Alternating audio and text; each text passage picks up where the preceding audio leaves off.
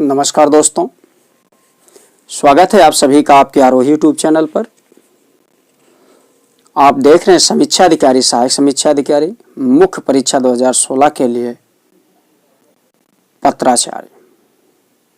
पत्राचार में आप बहुत सारे पत्रों पर देखे हुए हैं, किसी कारणवश बीच में वीडियो नहीं पढ़ पाए थे, अब फिर जारी हुआ है।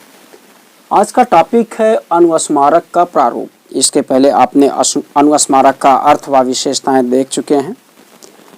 अब प्रश्न उठता है कि अनुस्मारक क्या है, इसके प्रारूप कैसे होते हैं। निश्चित ही यहाँ से प्रश्न बनता रहता है। अनुस्मारक का प्राय होता है कि किसी शासकीय या किसी कार्यालय द्वारा भेजा गया किसी पत्र के जवाब में जो विलंब होता है या कार्य निष्पादन में जो विलंब होता है उसके निस्तारण के लिए, स्मरण दिलाने के लिए जिन पत्रों का प्रयोग किया जाता है उसे आप अनुस्मारक कहते हैं। अनुस्मारक शासकीय पत्रों के लिखे जाते हैं, अर्धशासकीय पत्रों के भी लिखे जाते हैं। जैसे आप जानते हैं, पीछे हमने चर्चा किया शासकीय पत्र, अर्धशासकीय पत्र, शासनादेश, तार और परिपत्र के अनुस्मारक लिखे जाते हैं। कार्यालय ज्ञापन, कार्यालय आदेश और अधिसूचना के अनुस्मारक नहीं लिखे जाते। इसकी अपनी भाषा शैली भी नहीं होती, ये भी हमने आपसे चर्चा किया हुआ है। जिस पत्र के प्रारूप में पत्र भेजे जाते हैं या अनुस्मारक भेजे जाते हैं वह उसी की भाषा शैली अवधारित कर लेता है। यह विशेष ध्यान देने की जरूरत होती है। प्रारूप लिखते समय कुछ सावधानियां बरतने की जरूरत होती है। आप देखें कि अनुस्मारक का आप एक प्रारूप बना रहे हैं। सबसे ऊपर लिखा अनुस्मारक का प्रारूप। अनुस्मारक लिखते समय या प्रारूप बनाते समय पत्र के बीचों बीच आप देख रहे हैं, ये यहाँ से लेके यहाँ तक आपका पेज है, इसके बीचों बीच अनुस्मारक शब्द लिखकर रेखांकित करना अनिवार्य होता है। ध्यान रखिएगा, ये लिखा हुआ है अनुस्मारक शब्द लिखकर रेखांकित करना अनिवार्य होता है। अब बीचों बीच आपको दिख रहा हो कि बीचों बीच है, कुछ लोगों को लगता होगा बीच में नहीं है, किंतु बीच में है। ये यहाँ से काउंटेबल होगा, इसका बीच देखें। फिर उसके बाद जैसे शासकीय पत्र का अनुस्मारक है, किसका है? शासकीय पत्र का।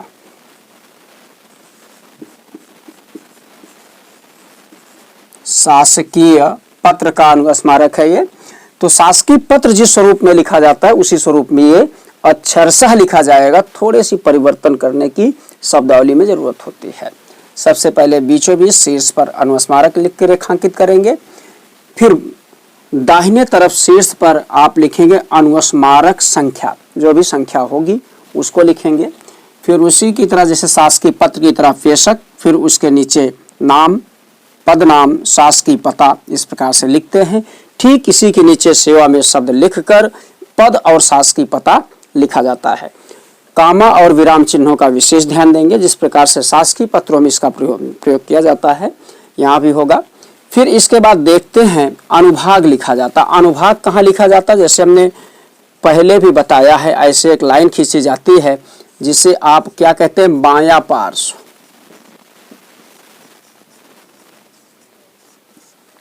ये आपका बायां पार्श्व है। बाएं पार्श्व में आप क्या लिखते हैं? अनुभाग लिखते हैं।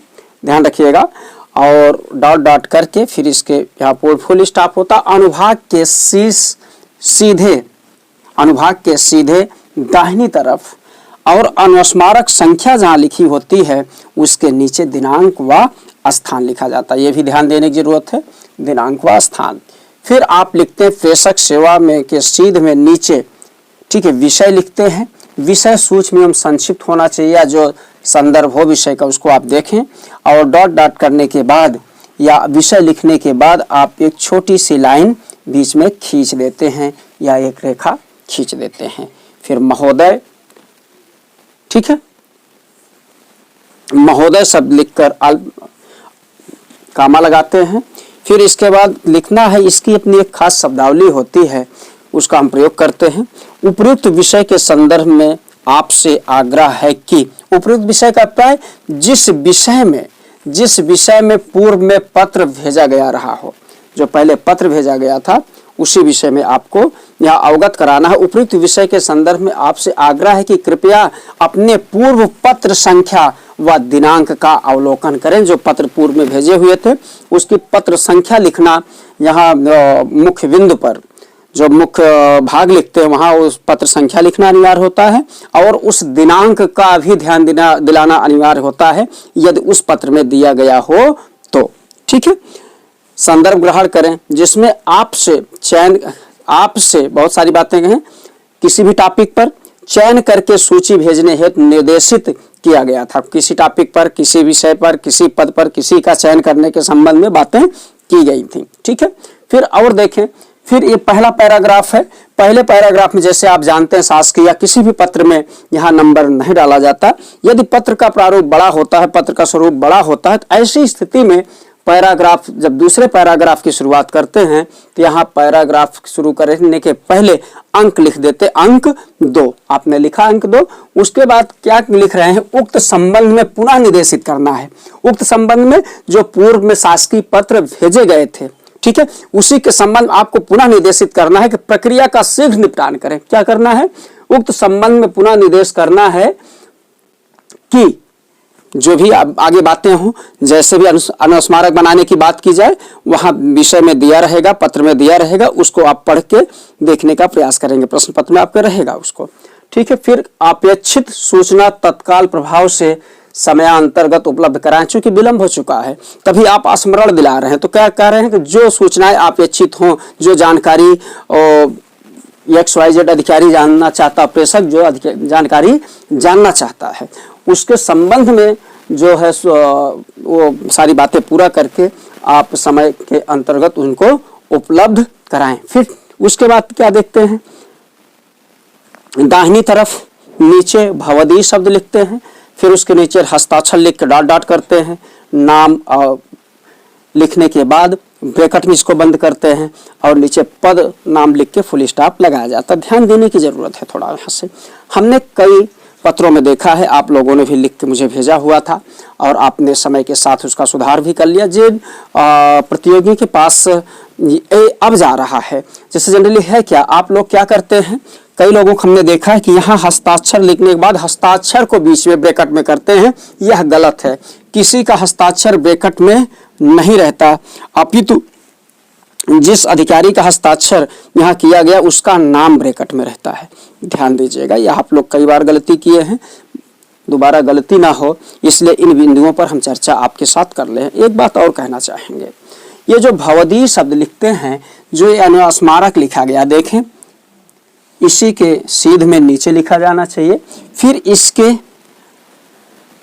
बाईं तरफ संलग्नक शब्द लिखकर जितने आर्टिकल इसमें जो भी आप संलग्न किए हों, वो जैसे यहाँ हमने 2 संलग्नक को दिखाया हुआ है डॉट डॉट करके, तो यहाँ नंबर आप 2 डालना चाहिए, 2 आप डालेंगे। फिर संलग्न निश्चित ही कुछ किया जाता है।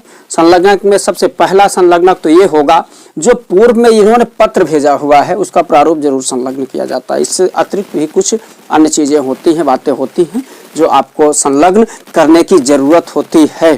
ठीक है, फिर उसके बाद देखें, कभी कभी प्रतिलिपियां भी भेजने की जरूरत पड़ती हैं, तो प्रतिलिपि निम्नलिखित को सूचनार्थ प्रेषित, जिसको सूचना प्रेषित की जाती है, किसको किसको प्रेषित की जाती है, जिसको जिसको की जाए उसका नाम यहाँ लिखा रहेगा, फुल स्टॉप भी रहेगा।